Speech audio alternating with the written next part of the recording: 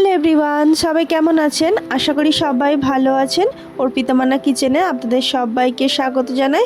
আজকের আপনাদের জন্য একটা খুবই লোভনীয় রেসিপি নিয়ে চলে এসেছি। আচ্ছা, অফিস থেকে বাড়ি ফিরে কি রোজ একঘেয়েমি রুটি তরকারি বানাতে ভালো লাগছে না? তাহলে এই রেসিপিটা বানিয়ে ফেলুন। বাড়ির ছোট থেকে বড় সবাই এই রেসিপিটা ভালোবেসে খেয়ে নেবে। দেখুন, আজকের রেসিপিটা বানানোর জন্য এখানে আমরা এক বাটির মতো একটু গোবিন্দভোগ চাল নিয়েছিলাম। আপনারা আপনাদের পরিমাণ মতো চালটা এখানে ইউজ করবেন। আর দেখুন, এই গোবিন্দভোগ চালের মধ্যে আমরা কিছুটা জল দিয়ে দেবো। জল দিয়ে ভালোভাবে হাতের সাহায্যে চালটাকে দলে দলে ওয়াশ করে নেব। দেখুন, আমরা এখানে চালগুলোকে ভালোভাবে 2-3 বার করে জল চেঞ্জ করে করে ওয়াশ করে নিয়েছি। এবার চালগুলো ওয়াশ করা হয়ে যেতে আমরা একটা প্লেটের মধ্যে চালগুলোকে মেলে দেব, যাতে চালটা একটু শুকিয়ে যায়। তো দেখুন, আমরা এমনিভাবে পুরো চালটাকে মেলে দিয়েছি। আর এখানে দেখুন, আমরা এই রেসিপিটা বানানোর জন্য এখানে আমরা কিছুটা পটল ইউজ করেছিলাম। সেই পটলের খোসাগুলো আমরা পুরো খোসাটা আমরা এখানে ফেলবো না, অল্প অল্প রেখে অল্প অল্প খোসা আমরা এখানে বাদ দিয়ে দেবো। আর নিচে ছোট্ট প্যান, তার মধ্যে আমরা দিয়ে দেবো কিছুটা ঘিটা একটু হালকা গলে যায় তার জন্য। আর অল্প একটু দিয়ে দেবো কালারের জন্য একটু হলুদ গুঁড়োটা ঘিয়ের মধ্যে ভালোভাবে একটু মিশিয়ে নেব। দেখুন, ঘি আর হলুদ গুঁড়োটা ভালোভাবে মিশে গেলে আমরা যে গোবিন্দভোগ চালটা শোকানোর জন্য রেখেছিলাম, চালটা একটু জলটা শুকিয়ে গেলে আমরা এই ঘি আর হলুদের মিশ্রণটা এর মধ্যে ঢেলে দেব। হালকা একটু গরমটা কমে গেলে হাতের সাহায্যে ভালোভাবে গোবিন্দভোগ চালের মধ্যে ঘিটাকে ভালো করে মিশিয়ে দেব, যাতে চালের মধ্যে ঘিয়ের ফ্লেভারটা খুব ভালোভাবে চলে যায়। এখানে একটু ঘিয়ের পরিমাণটা বেশি দিলে টেস্টটা আরও বেশি। এখন একটা কড়াই বসিয়ে নিয়েছিলাম। কড়াইয়ের মধ্যে আমরা কিছুটা পটল যে কেটে নিয়েছিলাম, সেই কড়াইয়ের মধ্যে কিছুটা তেল দিয়ে দেবো পটলগুলোকে। আর দিয়ে দেবো একটু হলুদ গুঁড়ো কালারের জন্য, আর অল্প একটু নুন দিয়ে পটলগুলোকে ভালোভাবে ফ্রাই করে নেব। দেখুন, আমরা পটলগুলোকে ভালোভাবে একটু ফ্রাই করে নিয়ে একটা প্লেটের মধ্যে পটলগুলোকে তুলে নেব। সমস্ত পটলগুলোকে আমরা দেখুন কড়াইয়ের মধ্যে থেকে একটা প্লেটের মধ্যে তুলে নেব। তো আমরা কড়াই থেকে সমস্ত পটলগুলো এখানে তুলে নিয়েছি।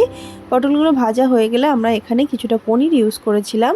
এই পনিরটা আমরা একটু কিউব করে কেটে নেব। পনিরগুলো আমরা একটু বড় সাইজ করেছিলাম, আপনারা আপনাদের পরিমাণ মতো বুঝে পনিরের সাইজগুলো করে নেবেন।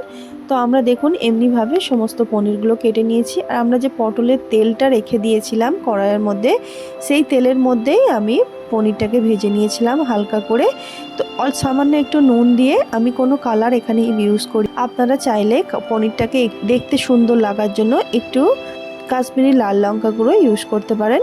তো আমরা দেখুন পনিরগুলোকে এখানে ভেজে নিয়ে একটা প্লেটের মধ্যে তুলে দিয়েছি। আর ওই তেলের মধ্যে আমরা কিছুটা গোটা গরম মশলা ইউজ করব।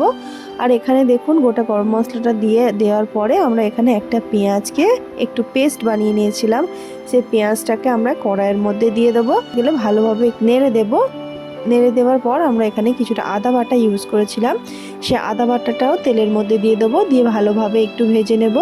আর যে পটলগুলোকে ভেজে রেখেছিলাম, এই মশলার মধ্যে পটলগুলোকেও দিয়ে দেবো। পটলগুলোকে মশলার মধ্যে দিয়ে ভালোভাবে মশলার সাথে পটলগুলোকে একটু কষিয়ে নেব। কষিয়ে নিলে পটলগুলোর মধ্যে মশলাটা ভালোভাবে ঢুকে যায়। এখানে দেখুন কিছুটা কাজু বাদামকে ফ্রাই করা ছিল, সেই ফ্রাই করা কাজু বাদাম দিয়ে দিয়েছিলাম। অল্প একটু দিয়ে দেবো জিরে গুঁড়ো, দিয়ে ভালোভাবে একটু মিশিয়ে নেব পটলের সাথে। আর আমরা যে ঘি মাখা গোবিন্দভোগ চালটা এখানে রেখেছিলাম, সেই চালটা আমরা কড়াইয়ের মধ্যে দিয়ে দেবো। কাজুটাকে আপনারা ভেজে ইউজ করবেন, তাহলে মুখে পড়লে খেতে খুবই ভালো লাগে। তো দেখুন চালগুলো দেওয়া হয়ে গেলে আমরা পটলের সাথে চালগুলোকে হালকা হাতে একটু ভালোভাবে মিশিয়ে নেব, যাতে মশলাগুলো সব জায়গায় ভালোভাবে মিশে যায়। মেশানো হয়ে গেলে এখানে একটু স্বাদ মতো নুন দিয়ে দেবো। দিয়ে আবারও ভালোভাবে একটু মশলার সাথে মিক্স করে নেব। দেখুন সব কিছু আমাদের মেশানো হয়ে গেলে, নুনটা দিয়ে এখানে ভালোভাবে মেশানো হয়ে গেলে আমরা যে বাটির মাপ করে আমরা চাল নিয়েছিলাম, সেই বাটির ডবল, মানে এক বাটি চালের জন্য 3 বাটি জল দিয়েছিলাম। জলটা দিয়ে ভালোভাবে একটু নেড়ে দেব। নেড়ে দিয়ে একটু হাই ফ্লেমে বসিয়ে যখন একটু ফুটে যাবে, ঢাকনা বন্ধ করে একদম লো করে এটাকে বসিয়ে রাখবো। আর একটু ঢাকনাটা খুলে এখানে কয়েক টুকরো কাঁচা লঙ্কা দিয়ে দিয়েছিলাম ঝালের জন্য।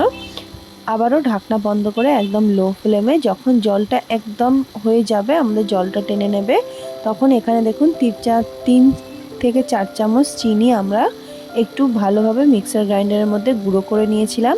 সেই গুঁড়ো করা চিনিটা আমরা এখানে দিয়ে দিয়েছি উপর দিয়ে, আলতো হাতে ভাতের সাথে একটু চিনিটাকে মিশিয়ে নেব। দেখুন আমরা সবগুলোকে এমনিভাবে মিশিয়ে নিয়েছি। আর যে পনিরটা ভেজে রেখেছিলাম সেই পনিরটা আমরা উপর দিয়ে দেবো। গোবিন্দভোগ চালটা জল জল মতো লাগলেও একটু শুকনো হলে দেখবেন চালটা টেনে নেয় জলটা, আর খুব ঝরঝরা ভাত তৈরি হয়। তো দেখুন এখানে আমরা ঢাকনা চাপা দিয়ে বসিয়ে রেখেছিলাম, তো আমাদের রাইসটা তৈরি হয়ে গেছে।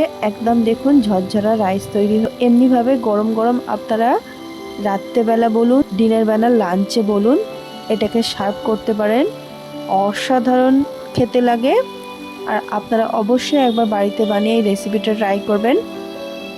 আশা করি আপনাদের খুবই ভালো লাগবে এই রেসিপিটা। আজকের রেসিপিটা আপনাদের কেমন লাগলো অবশ্যই জানাতে ভুলবেন না।